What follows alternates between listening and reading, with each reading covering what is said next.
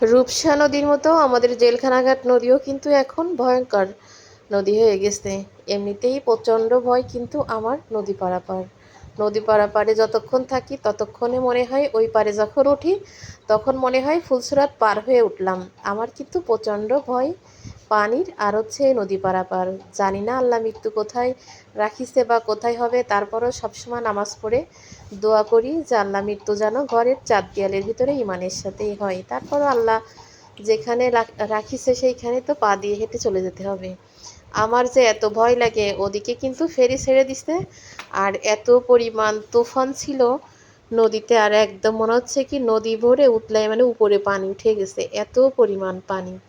যাক, দোয়া নিউজ পড়তে পড়তে পড়তে পড়তে কিন্তু যাচ্ছি। মাঝখানে গিয়ে বড় একটা শিপ, এই শিপের পিছনে চলে গেছে। এইবার ঢেউ আসবে এই ভয়ে মনে হচ্ছে ছেলের হাত ধরে টিপে ভয়ে মনে হচ্ছে কি যে ওর হাত আমি মনে হয় ছিঁড়ে নিয়ে আসতেছি, আমার এত বেশি ভয় লাগতেছে। যাক, আল্লাহ বিল্লাহ করতে করতে কিন্তু এই যে জেলখানা নদীর ওই পার চলে গেছি। আর অল্প একটু হলে কিন্তু উপরে উঠে যাব। আসলে ভয় জিনিসটা